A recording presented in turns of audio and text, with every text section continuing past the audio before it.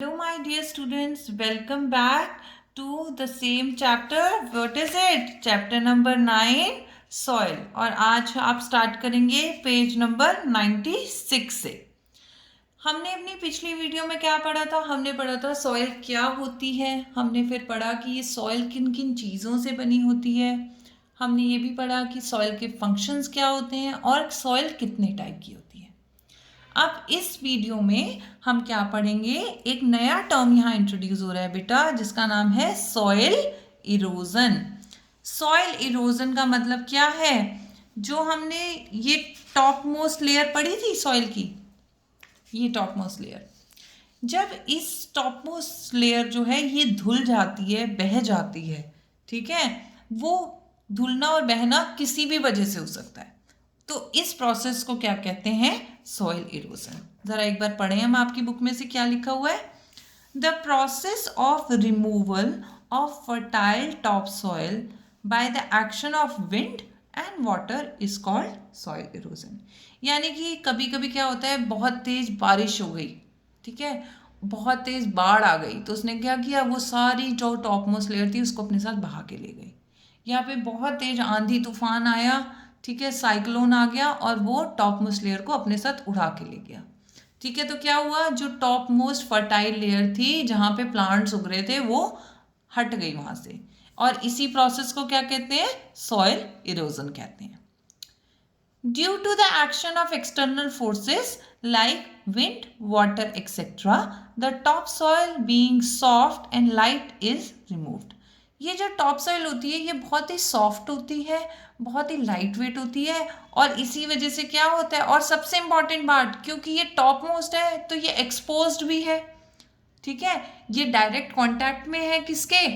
तेज wind के, तेज water के, इसलिए ये बहुत आसानी से क्या होती है? रिमूव हो जाती है.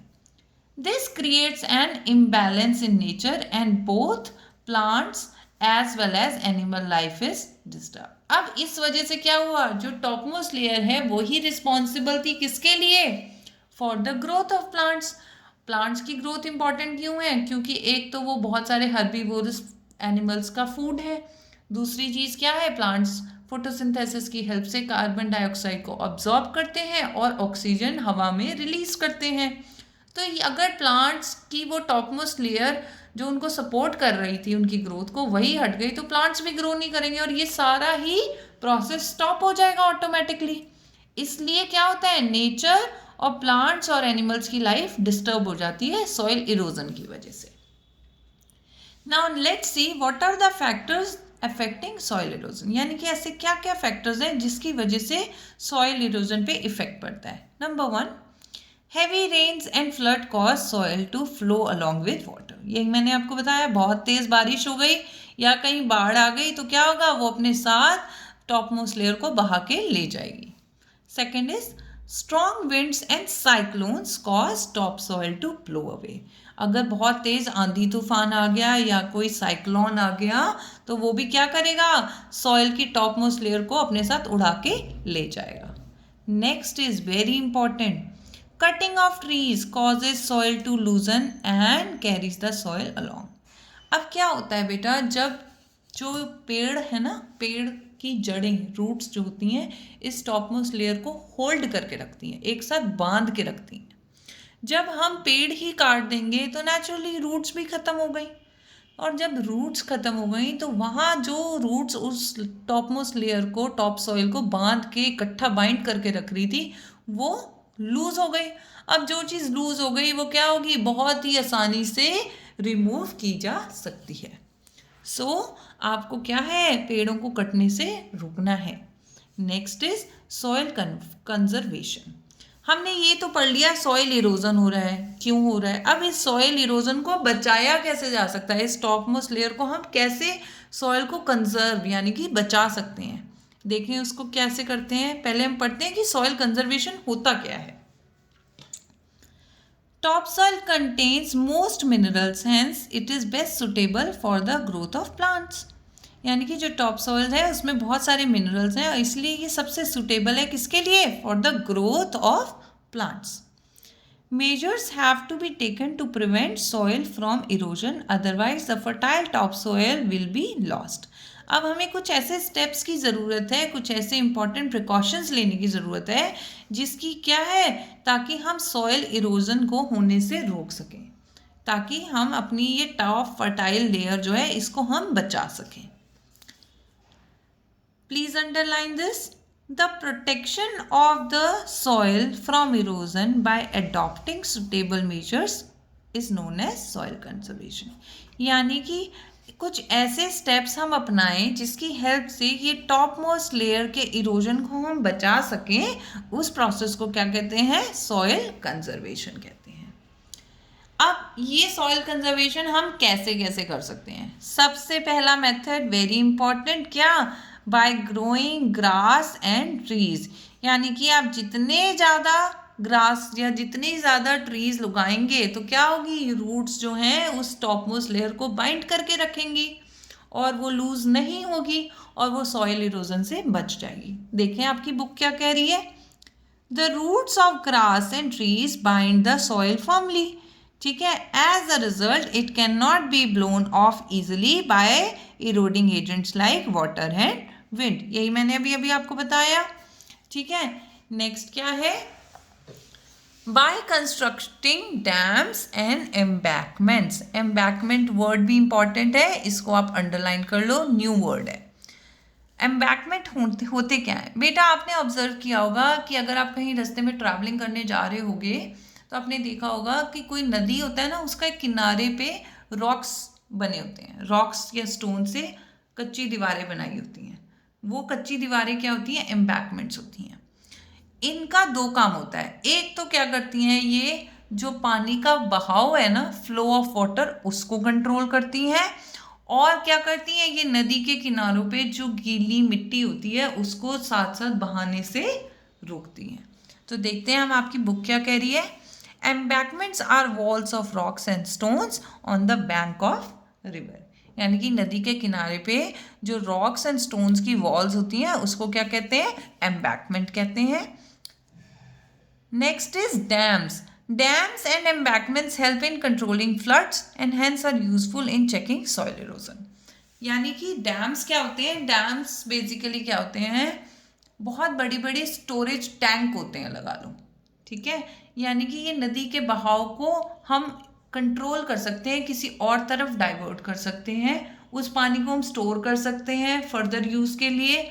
ठीक है. और ऐसा करने से क्या होता है, जब फ्लड आती है, जब नदी में बहुत तेज़ बाढ़ आ गई और अगर हमने डैम का कोई और डोर खोल के उसका बहाव किसी और तरफ कर दिया तो वो क्या होगी, वो जाके सॉइल को इरोजन को रोक देगी. बाढ़ आने से रुक जाती है और उसकी वजह से सॉइल इरोजन भी रुक जाता है. नेक्स्ट क्या है, बाय टेरेस फार्मिंग. ये भी बड़ा इंपॉर्टेंट है. क्या होता है बेटा, पहाड़ों पे ना, जहाँ पे हिली एरिया होता है वहाँ पे स्लोप होती है. ठीक है.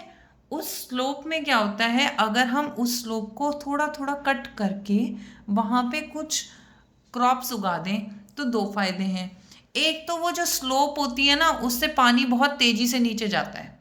ऊपर बारिश हुई, पानी खूब तेज़ी से नीचे पहाड़ से स्लोप से नीचे गया और वो क्या करता है, वो तेज पानी अपने साथ साथ सॉइल के टॉप मोस्ट लेयर को भी बहाता चला जाता है.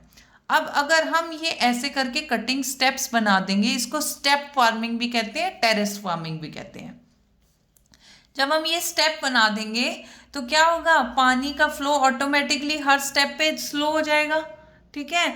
और क्या होगा, कंपैरेटिवली टॉप मोस्ट लेयर का फ्लो भी, जो उसका इरोजन है वो भी रुक जाएगा. देखते हैं कैसे.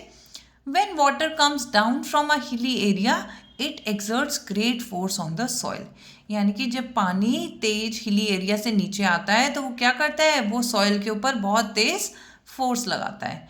If the flow of water is made slower the damage can be reduced. अगर हम इसी पानी के बहाव को जो ऊपर से नीचे आ रहा है हिल्स में, इसको हम स्लो कर दें तो हम क्या कर सकते हैं, जो वो फ्लो ऑफ वाटर के साथ सॉइल इरोजन हो रहा है उसको भी हम रिड्यूस कर सकते हैं.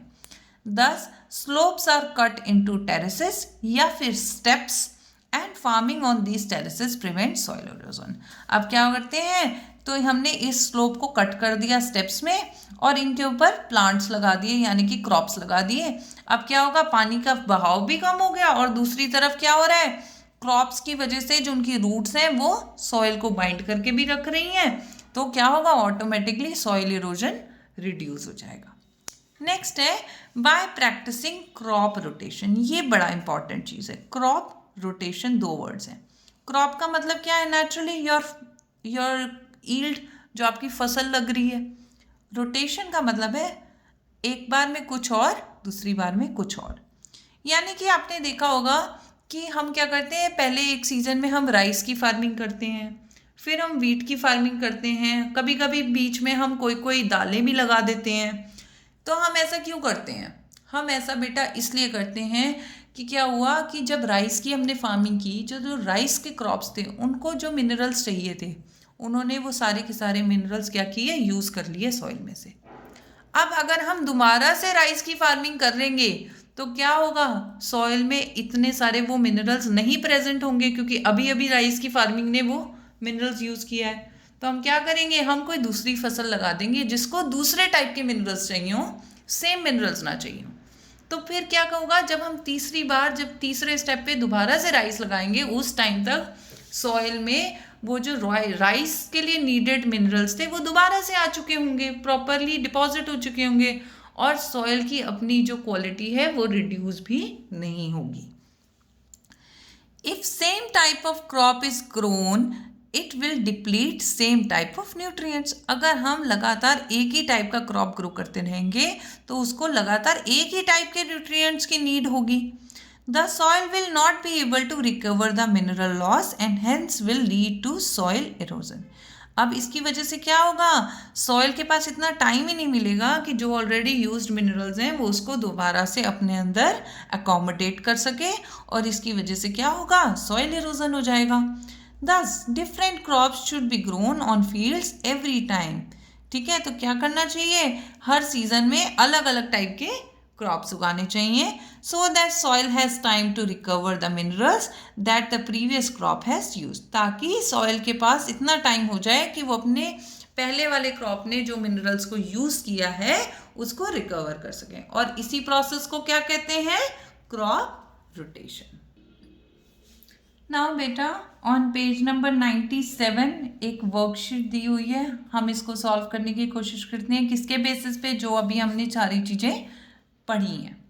Number 1 again, unscramble these letters to reveal 2 eroding agents. यानी कि इरोडिंग यानी कि 2 ऐसे एजेंट्स का नाम बताना है इन वर्ड्स को अरेंज करके जो कि सॉइल इरोजन कर रहे हैं। पहला क्या है, वाटर, और नेक्स्ट क्या है, wind.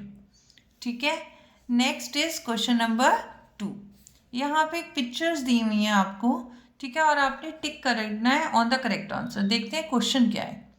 Which of the following picture shows terrace farming. इनमें से कौन सी पिक्चर में टेरेस फार्मिंग हो रही है। देखो यहाँ पे स्टेप्स बने हुए हैं, तो मैंने इसके सामने वाली पिक्चर के ऊपर टिक कर दिया है। Next is question number 3, fill in the blanks. Again आपके पास यहाँ पे एक हिंट बॉक्स दिया हुआ है, इस बॉक्स की हेल्प से आपने ये फिलअप्स करने हैं। लेट्स रीड ए।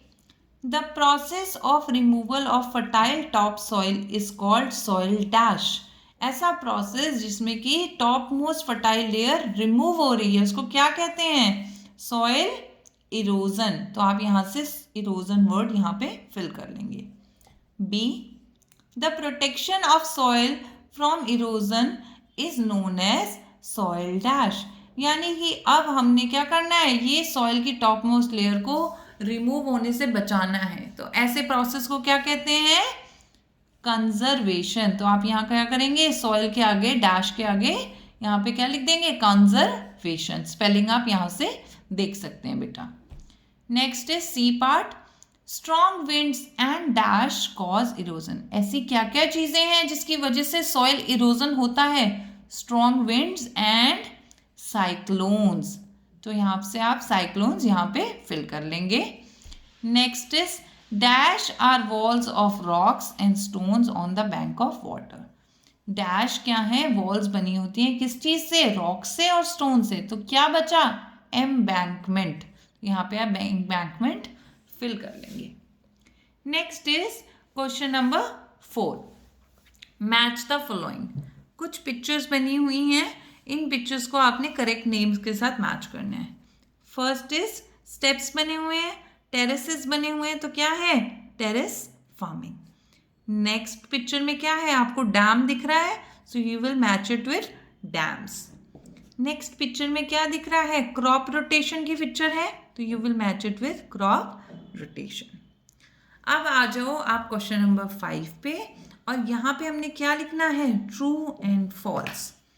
देखते हैं अब ये स्टेटमेंट्स क्या कह रहे हैं। Strong winds and cyclones cause top soil to blow away. क्या स्ट्रॉन्ग विंड्स और साइक्लोन्स की वजह से सॉइल की सबसे ऊपर वाली लेयर उड़ जाती है? Yes, true. तो आप यहाँ क्या लिख देंगे? True. B, the process of removal of fertile top soil is called soil conservation. Top soil के रिमूवल को क्या कहते हैं? सॉइल कंजर्वेशन कहते हैं? नहीं, उसे सॉइल इरोजन कहते हैं। तो ये स्टेटमेंट कैसा हो गया? False. C, in hilly areas if flow of water is made faster the damage can be reduced.